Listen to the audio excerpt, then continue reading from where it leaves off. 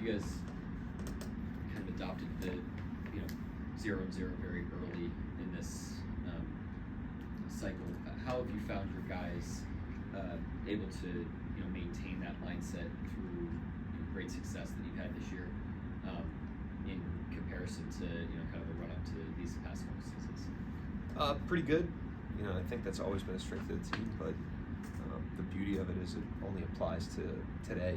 So we have to replicate that tonight if we want to compete in the game. So that's our challenge tonight. We know Denver's going to be hungry. I'm sure they're not happy with the outcome of the game yesterday. So there's just a natural motivation that exists there. And again, in order to win a game against a team like them, we have to match and exceed that. And then I just want to ask you about coverage on Jokic. It seemed like you had Hartenstein as primary defender, and then you'd flash like Chet and Caruso and some other guys over. What goes into the timing of those double teams and just like the mindset that your guys have to have in those situations? It's, to be honest with you, it's relative to where everybody is on the court. So it's not necessarily a timing thing that's dictated by us, it's dictated by the offense.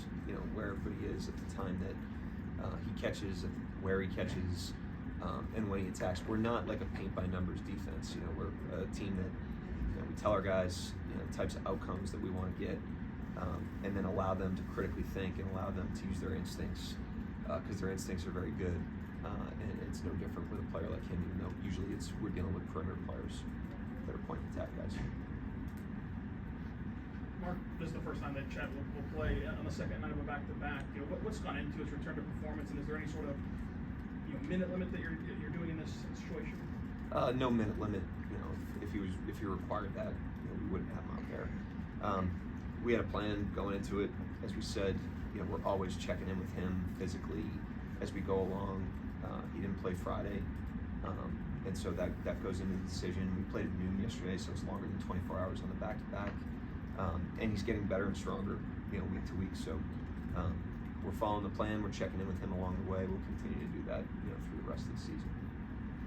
Mark, Joker's obviously not your traditional rim protector, but a lot of the defensive analytics, he ranks really high there. How does his IQ impact their defense? I think, one of the things I think he's great at is deterring the initial drive. He's up higher usually in the coverage, and he's got unbelievable hands. He's a guy that if you don't take care of it against him, he gets his hand on a lot of stuff, when he's up high, and so he keeps himself out of some of those situations. And the deterrence is impactful. Just like Chet deters with his shot blocking presence back at the rim, he prevents drives. I think when Jokic is high, and a lot of it's just he puts his hand down, for pocket passes because he's up high and he knows the ball's going to go there, and he deflects a lot of those balls. And then if you pick it up, he brings his hands up, and he gets his hands on a ton of stuff, outside of the paint, and deters a lot of drives. So I think that's one of the things. And then, your mind is not limited to one end of the floor. I mean, he's obviously an elite thinker out there. He's got elite instincts, and that translates to every part of the game. Anybody else? Just right in the front, please. Yeah. Coach, Jalen Williams, he reached a career high free throw attempts. That's something he's been talking about for months now, kind of a goal of his for the regular season. How have you seen things from that angle, in terms of him trying to, get more attempts from the free throw line and just going through that process over the past few months? I give him a lot of credit because it was not a linear process. He had some ugly plays, and I didn't think he got a whistle at early parts of the season on plays that there was contact on. And, we just made the decision, with him, and credit him for working through it. Like, we're going to be relentless about driving the ball.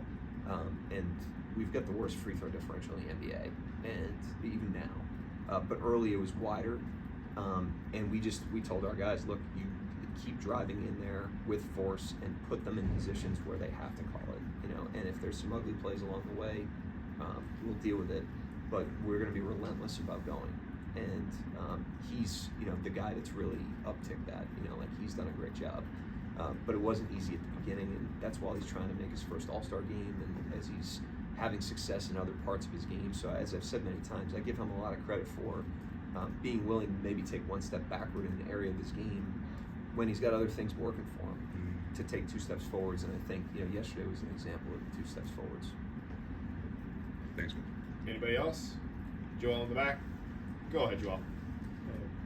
Mark, I just wonder, obviously, like Denver didn't force Shea into a ton of those situations yesterday, but since the break in general, when teams force Shea to make that quick, like short roll pass, and then you have to process from there, like, how do you, I know Hartenstein came in with that, but how do you train that outside of the game situation? I mean, a lot of practice work against the different attacks, and I would expect tonight. He got up a lot of attempts yesterday, Shea, and actually I thought missed shots that we feel pretty good about. Like a lot of the pull-up threes that were gapping him. He got really clean looks that he's made very consistently lately. And a layer that teams go to when he's able to get shot attempts and get clean looks is they put 2 on him. They put 2 on him early, or they put 2 on him in the pick and roll. And so we've worked against that since training camp. I mean, that's just, we know you're going to end up, if we're playing well on offense, you're going to end up doubling. You're going to end up, running at the ball. You're going to end up zoning. So these are things that we try not to be reactive with. Cross matching is another one. That's stuff that we just layered that into kind of our everyday, so that when teams pivot to that, hopefully we can pivot as quickly as they do. And so is that everybody on the roster? I know everybody, like, at some point is a screen, or is that everybody on the roster kind of put in that position at that point? Yeah, I mean, for sure. Some guys, Isaiah Joe probably isn't in that position as much. I mean, we're usually, when he's screening, it's usually to get to the perimeter, but all the guards roll. I thought that was actually really effective yesterday. Wiggins got a score on a roll. Caruso got a score on a roll yesterday, just direct passes on rolls. So they're always screenings. Tonight I could see them putting their 5 on perimeter players. They've done that to us in the past. They did it a couple times yesterday, but like when you do that, if they're going to double, it's going to end up being whoever they choose to put their 5 on. So that could be Dort, it could be Kaysen, it could be anybody. So we've got it's part of it's in the water, developmentally for us, that all those guys have those skills. Yeah, Mark was